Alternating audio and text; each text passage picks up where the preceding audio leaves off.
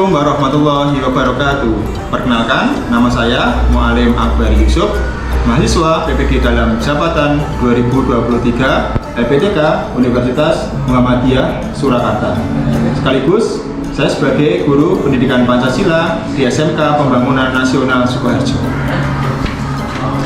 Pada hari ini, Senin 4 Desember tahun 2023, saya akan melaksanakan praktek pembelajaran di kelas 10 DKV 2 SMK Pembangunan Nasional Sukoharjo sebagai syarat uji kinerja PPG dalam jabatan LPTK Universitas Muhammadiyah Surakarta. Selamat menyaksikan.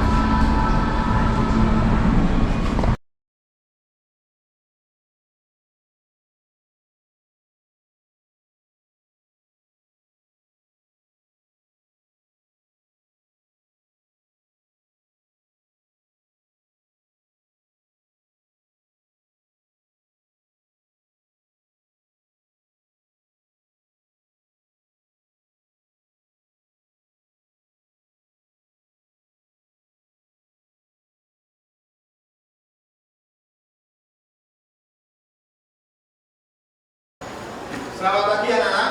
Pagi. Bagaimana kabarnya hari ini? Alhamdulillah sehat, luar biasa. Terima kasih, semangat sekali untuk kabar hari ini. Terima kasih anak-anak. Assalamualaikum warahmatullahi wabarakatuh. Waalaikumsalam warahmatullahi wabarakatuh. Sebelum pembelajaran pada pagi hari ini dimulai, kita buka dengan berdoa bersama. Untuk ketua kelas silakan memimpin berdoa. Siap dong. Doa mulai. Selesai. Amin. Alhamdulillah.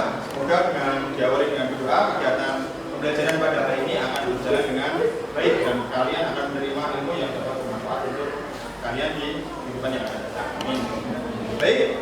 Kemudian sebelum Bapak lanjut masuk ke materi, silakan untuk pengisian kelas. Apabila masih ada baju yang belum dimasukkan, silakan dimasukkan. Bila ada sampah di bawahnya bisa diambil.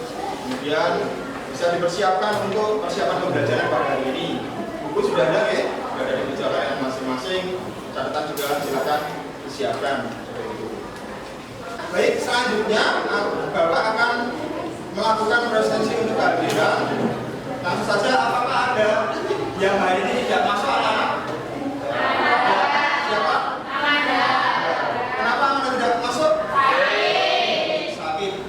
Nama ada saja? Iya. Sekarang karena ada teman kita yang baru sakit, kita doakan semoga Amanda cepat diberi kesembuhan. Amin. Dan bisa masuk seperti biasa untuk mengikuti pembelajaran. Terima kasih. Anak-anak, sebelum memulai pembelajaran pada pagi hari ini, Bapak ingin agar meningkatkan semangat nasionalisme kita. Apakah ada dari salah satu kalian yang ingin memimpin untuk menyanyikan lagu nasional? Ada? Silakan, Mbak Dila. Pak minta tolong.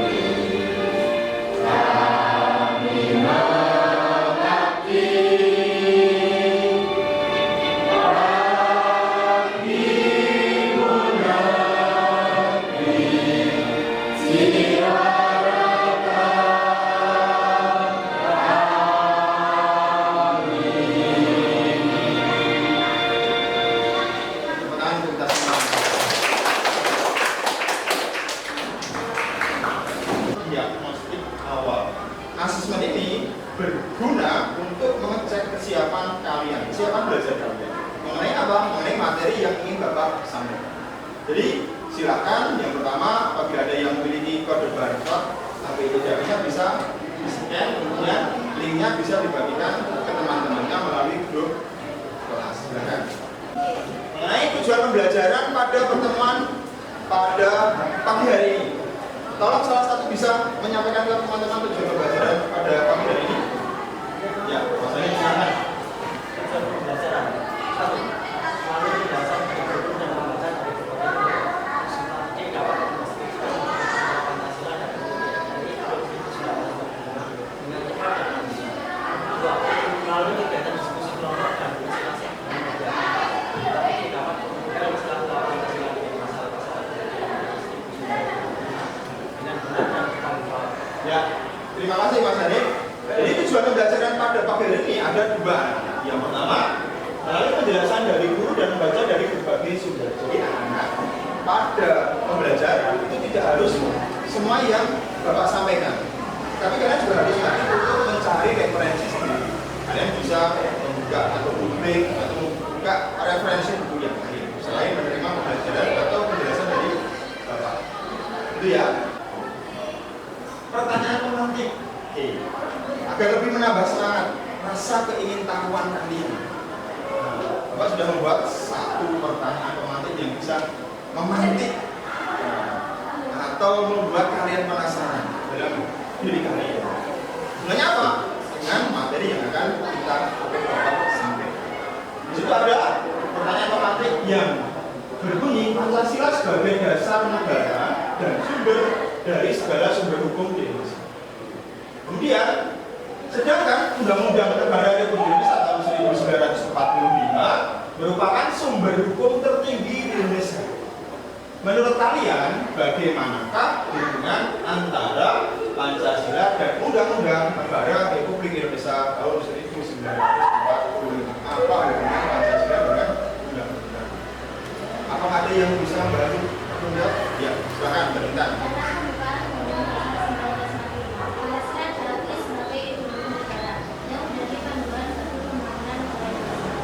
Ya, terima kasih kita. Selanjutnya, kita masuk ke materi. Yang pertama, Pancasila sebagai sumber dari segala sumber hukum. Fungsi dari dukungan Pancasila ada banyak, kurang lebih ada 9 atau 10. Selain sebagai sumber dari segala sumber hukum. Apa maksud dari Pancasila sebagai sumber dari segala sumber hukum di Indonesia? Sebagai sumber hukum, Pancasila secara konstitusional mengatur penyelenggaraan negara Republik Indonesia. Hal tersebut tak terkecuali seluruh unsur-unsur negara. Apa unsur negara? Yang pertama adalah rakyat, yang kedua wilayah, yang ketiga pemerintah. Jadi nilai Pancasila atau sumber dari segala sesuatu yang ada hubungannya dengan rakyat, wilayah, dan pemerintah itu harus bersumber dari Pancasila. Sekarang kita masuk ke kerja kelompok. Jadi nanti Bapak akan bagi biar adil kebagian kelompoknya. Saya hitung Bapak dari pojok, nanti silakan berhitung sampai hitungan ke 5 gitu ya. Silakan. Kurnia.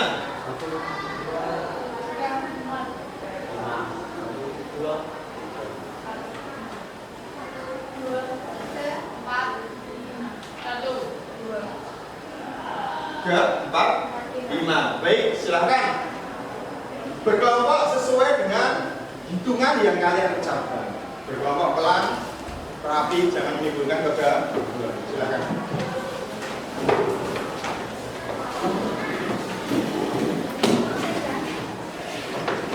Bukunya bisa dibawa.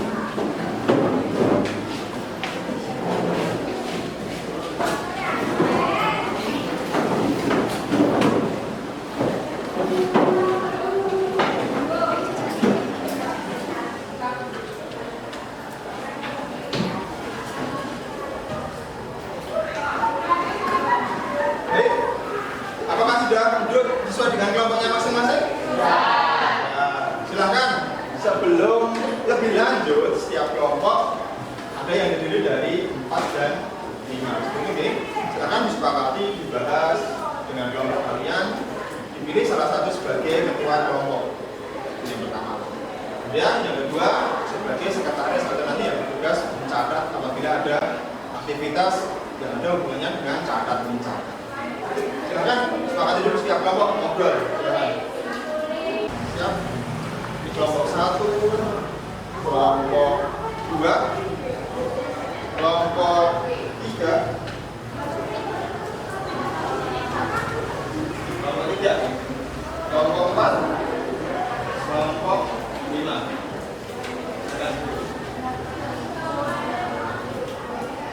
Siap, itu ya, KPD silakan kalian pahami dulu, baca dengan sepintas sebelum Bapak jelaskan untuk langkah-langkah penyusunan laporan atau proyek kalian.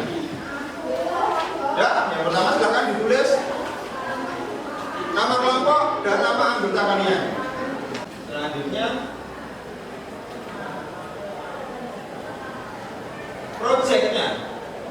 proyeknya dalam bentuk mind mapping.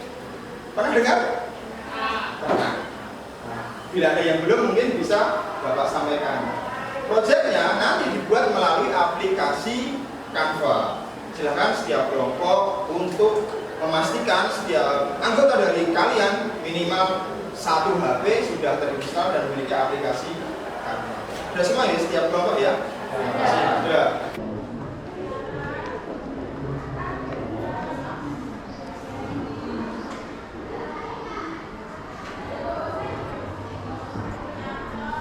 Kesulitan?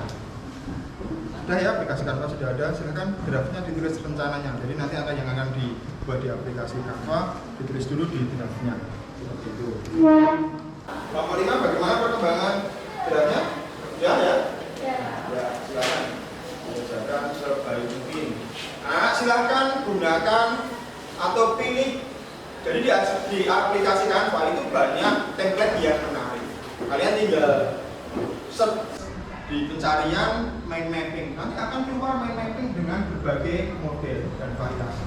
Kalian silakan memilih salah satu yang menurut kelompok kalian paling bagus.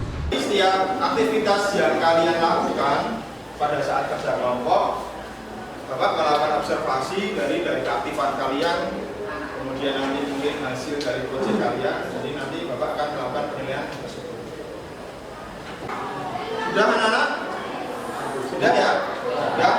Kalau sudah, sekarang saatnya untuk presentasi kelompok. Yang pertama silakan masing-masing kelompok mempersiapkan siapa yang akan bertugas untuk melakukan presentasi ke depan.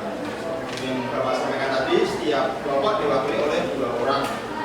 Yang satu nanti akan menjadi moderator, jadi nanti akan memperkenalkan, membuka, kemudian mengajukan pertanyaan, seperti itu, dan menutup. Nanti yang satunya sebagai yang melakukan presentasi. Saat ada kelompok yang presentasi, yang lain diharapkan untuk memperhatikan. Tidak boleh tertawa, tidak boleh meledek. Apabila salah tidak boleh ditertawakan, harus saling menghormati. Apabila nanti dari kelompok yang presentasi mengizinkan apabila ada umpan balik atau pertanyaan, nanti kalian boleh bertanya dengan cara mengajukan jari. Setelah ditunjuk dari kelompok, kalian baru mengajukan pertanyaan. Nanti yang menjawab boleh yang melakukan presentasi atau rekan kelompok tersebut yang tidak melakukan presentasi. Jadi nanti bisa saling membantu.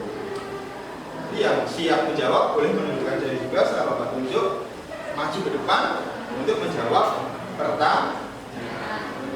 Siap anak-anak? Siap. Jelas semua ya? Jelas. Kita mulai dari kelompok 1. Siap? Siap. Baik, silakan kelompok 1.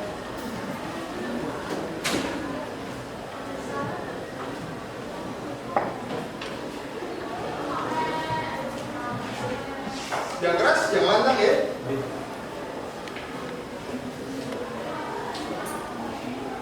Assalamualaikum warahmatullahi wabarakatuh. Waalaikumsalam warahmatullahi wabarakatuh. Perkenalkan, kami dari kelompok 1 yang merupakan tentunya Hasan, Aden, Rusi, Adeni.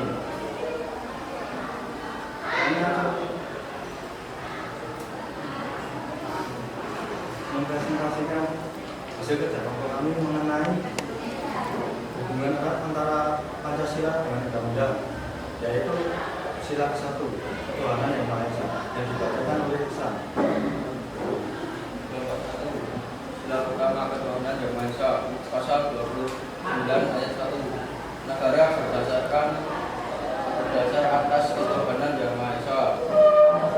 Dalam pasal 29 ditegaskan bahwa negara berdasarkan ketuhanan yang Maha Esa, sehingga jelaslah bahwa sila pertama dari ajaran Pancasila sebagai dasar negara tidak mungkin lain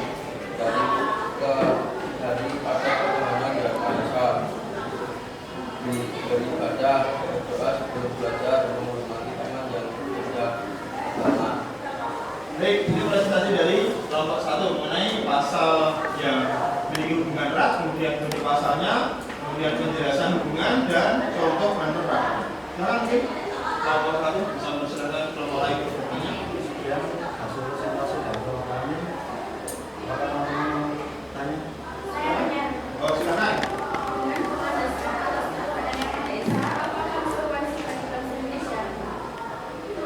Jelas? Silakan Pak Budi dulu. Mau dibantu? Sudah ada jawaban? Mau luar biasa, silakan.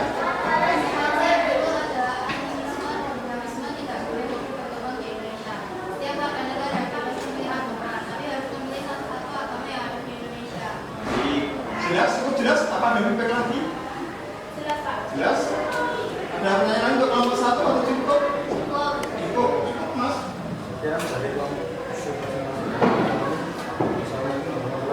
Waalaikumsalam. Kabin Ras untuk kelompok 1.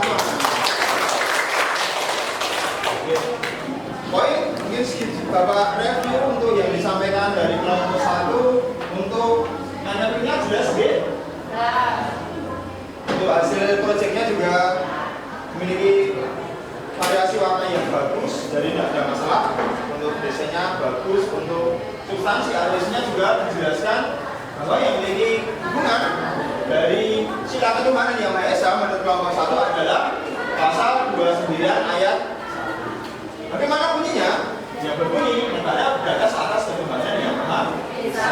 Jadi benar bisa dikatakan antara Pancasila sila pertama ketuhanan yang Maha Esa dengan pasal 29 ayat 1 yang berbunyi negara berdasar atas ketuhanan yang Maha Esa itu memiliki hubungan yang sangat erat. Jadi dijelaskan dalam pasal 29 dijelaskan bahwa negara berdasar ketuhanan yang Maha Esa, sehingga jelaslah bahwa sila pertama daripada ajaran Pancasila sebagai dasar negara tidak mungkin lagi daripada ketuhanan yang Maha Esa. Kemudian diberikan contoh sila ketuhanan yang Maha Esa dalam kehidupan sehari-hari apa kira-kira? Oh, beribadah.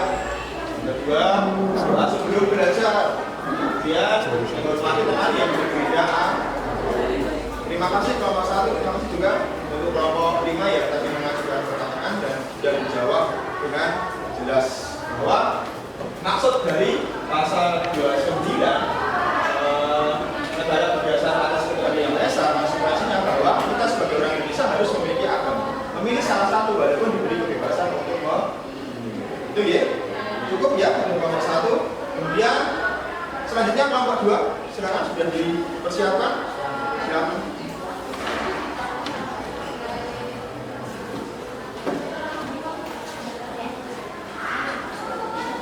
Hasil prosesnya bapak dulu. Kelompok 2. Kami dari kelompok 2 yang beranggotakan saya, Amin, Aziz, Andika, dan Julia akan mempersiapkan hubungan sila 2 yang akan dibacakan oleh Aziz. Kemanusiaan yang adil dan beradab. Pasal 34 ayat 1. Bunyi pasal 34 ayat 1. Bagi miskin dan anak-anak yang terlantar diberi pelihara oleh negara. Penjelasan sebagai urutan dari pasal 34 UUD 1945 dan sila kedua, pemerintah membentuk Departemen Sosial. Contoh penerapan satu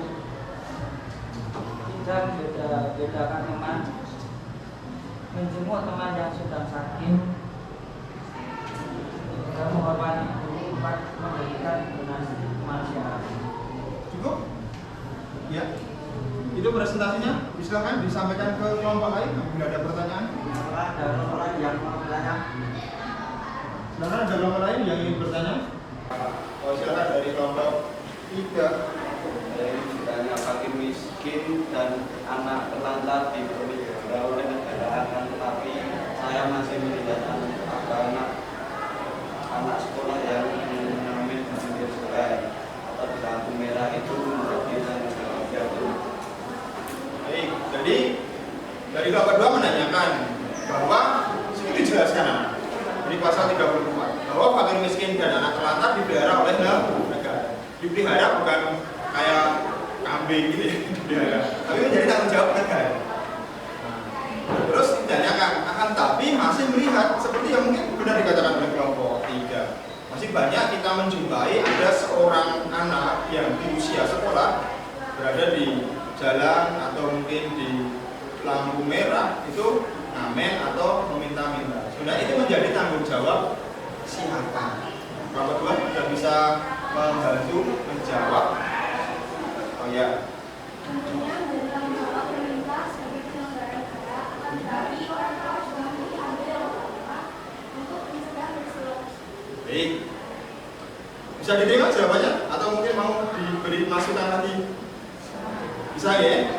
Jadi dari kelompok 2 menjawab yang pertama yang bertanggung jawab ya pemerintah, itu pasti. Karena pemerintah sudah berjanji dalam pasal 34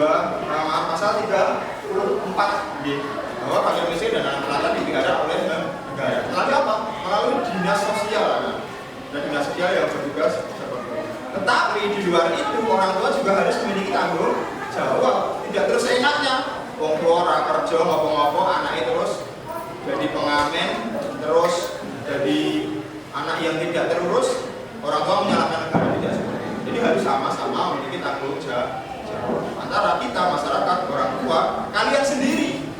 Karena jangan sampai nanti putus sekolah baru males, terus jadi pengamen di pinggir jalan. Kalian juga harus bertanggung jawab kepada diri kalian sendiri, selain orang tua kalian. Siap ya? Semangat terus untuk belajar. Jadi untuk mengurangi hal tersebut terjadi di negara. Cukup mas, bisa ditutup. Sekian dari kelompok kami. Assalamualaikum warahmatullahi wabarakatuh. Kita beri plus untuk kelompok 2. Dilanjut dari kelompok 3. Silakan perwakilannya maju. Mbak Nita.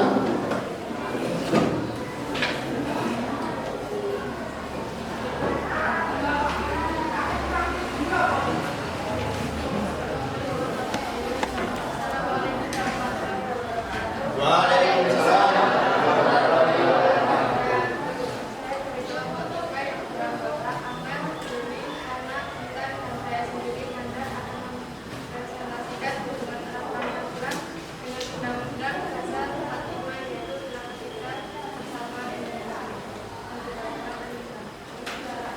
Persatuan Indonesia hubungan dengan Undang-Undang Dasar yaitu pasal 1 dan ayat 2. Bunyi dari pasal 1 dan 2.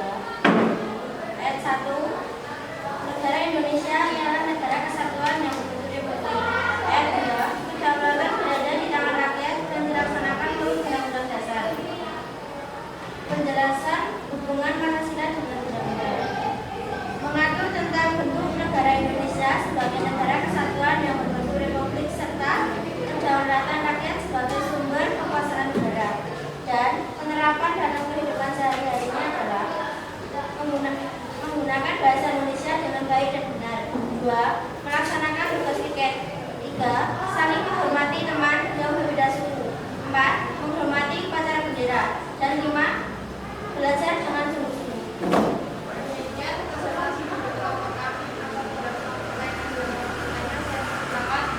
Coba kelompok lain ditanyakan, silakan.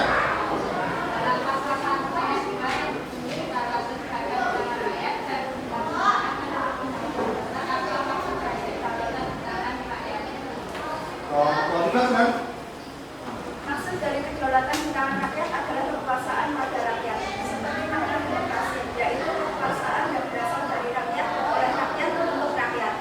Ya, bisa diterima? Bisa. Terima kasih. Ada yang lain yang ingin bertanya? Cukup. Cukup. Kelompok 3 silakan.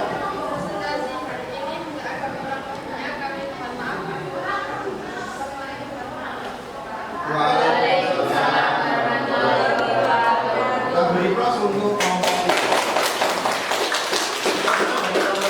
Menyampaikan untuk materi kelompok 3 adalah sila ketiga Persatuan Indonesia. Dijawab oleh kelompok 3, pasal yang paling berhubungan erat dengan sila Persatuan Indonesia adalah pasal 1 ayat 1 dan ayat 2 yang berbunyi ayat 1 negara Indonesia adalah negara kesatuan yang berbentuk republik. Kemudian ayat 2, kedaulatan berada di tangan rakyat dan dilaksanakan menurut undang-undang dasar. Penjelasannya dikatakan seperti mengatur negara Indonesia sebagai negara kesatuan yang berbentuk republik serta kedaulatan rakyat sebagai sumber kekuasaan negara. Kemudian penerapannya ada 5. Yang pertama, menggunakan bahasa Indonesia dengan baik dan benar. Jadi penggunaan bahasa Indonesia itu merupakan alat nomor 1 bangsa yang utama. Bayangkan bila Indonesia terdiri dari puluhan bahkan ratusan suku bangsa. Mungkin buat nanti bahasa Indonesia jenengan bisa jagongan kali wong atau sama halnya dengan bahasa internasional. Bila tidak ada bahasa yang disepakati, maka kita di dunia ini tidak akan bisa berkomunikasi dengan bahasa yang baru karena berbeda bahasa. Kita satu negara aja banyak sekali bahasanya. Untung ada yang namanya bahasa Indonesia sebagai alat nomor 1 bangsa. Benar sekali. Kemudian yang kedua, melaksanakan tugas piket. Tugas piket termasuk persatuan. Itu menunjukkan kalian untuk gotong royong dan tanggung jawab dengan tugas kalian sendiri. Tapi nilai persatuannya ada. Jadi itu gotong royong. Mungkin di rumah juga ada. Mungkin istilahnya kerja atau sambaran. Ini juga memupuk rasa persatuan. Kemudian saling menghormati teman yang berbeda suku. Tidak ada yang berbeda suku. Mungkin ada yang dari suku Dayak. Kalau tidak ada lain juga kita harus saling menghormati. Kemudian mengikuti upacara bendera itu bentuk rasa nasionalisme.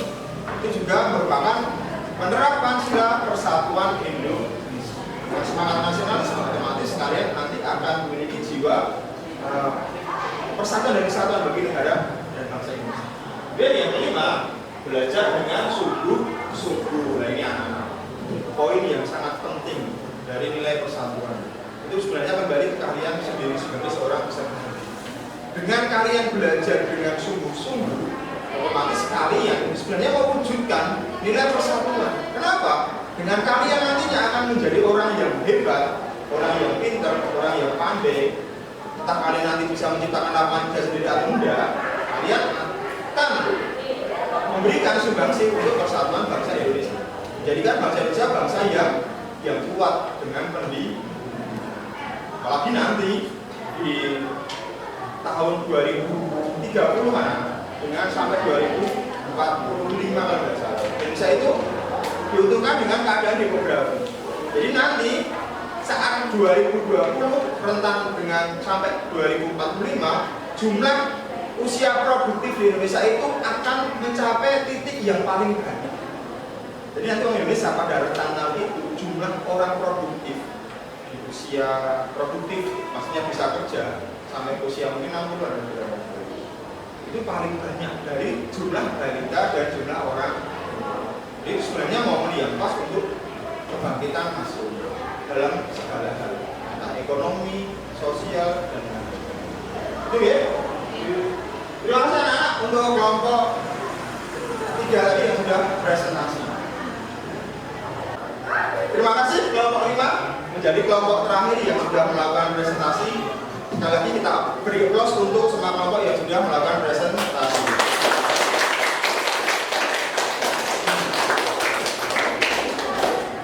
Baik, setelah tadi bekerja kelompok, kemudian membuat proyek yang berupa mind mapping dari aplikasi Canva, kemudian ada umpan balik juga setelah ada presentasi, ada yang bertanya, kalian aktif semua, terima kasih anak-anak. Kemudian Bapak ingin bertanya, mengenai evaluasi pembelajaran pada pagi hari ini. Menurut kalian apa evaluasi dari pembelajaran yang kalian terima? Siap, silakan Rona.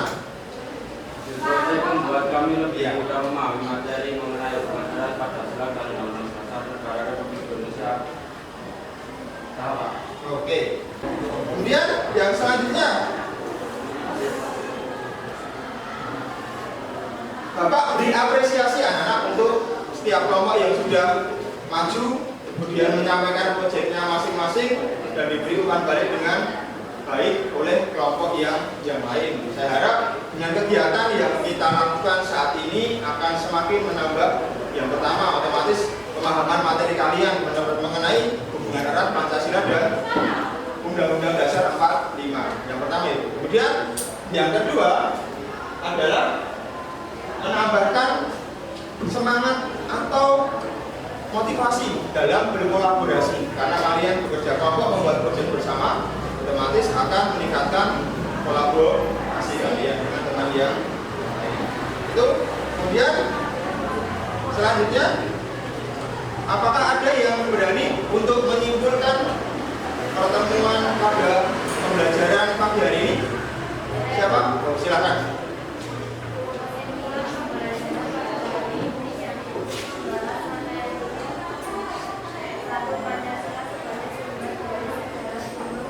Ada yang berani untuk menyampaikan refleksi pembelajaran pada pagi hari ini?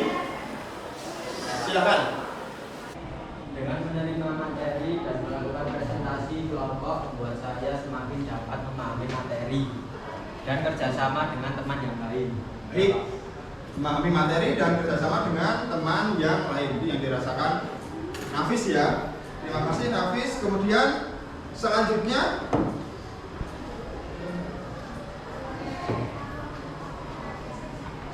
anak-anak, tadi di awal Bapak sudah menyampaikan asesmen diagnosis awal, sudah kalian kerjakan. Tetapi kalian mengerjakan sebelum menerima materi.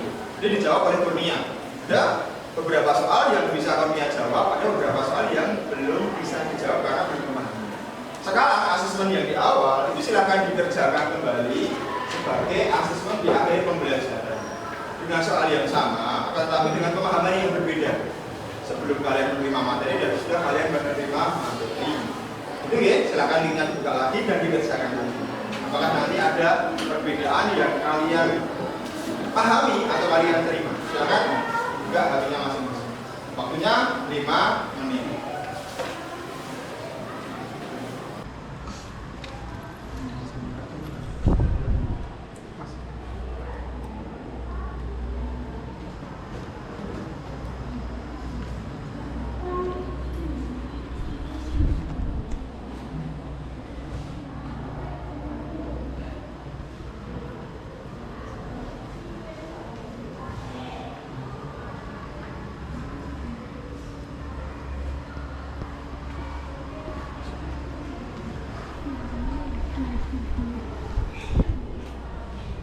Sudah?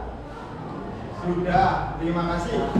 Sekarang, coba saya akan bertanya kepada salah satu dari kalian tentang setelah tadi mengerjakan asesmen di awal sebelum menerima materi, dan ini asesmen di akhir sebagai penutup pertemuan pada pagi hari ini, apakah ada perbedaan?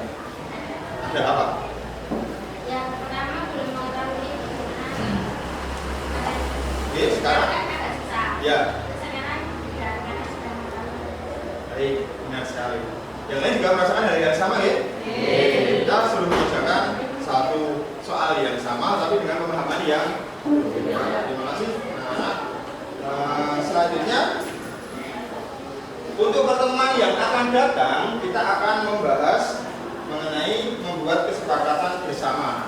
Jadi nanti maksudnya di unit 4 membuat kesepakatan bersama. Jadi nanti kita akan berlatih berkolaborasi seperti tadi membentuk kelompok, tapi untuk unit 4 nanti buat kesepakatan bersama mungkin kita akan lebih mendalami lagi bagaimana kita membuat kesepakatan dan konsekuensi yang timbul akibat dari kesepakatan bersama yang kita cukup anak-anak. Cukup ya? Sudah cukup. Jadi anak-anak cukup untuk pertemuan pada pagi hari ini.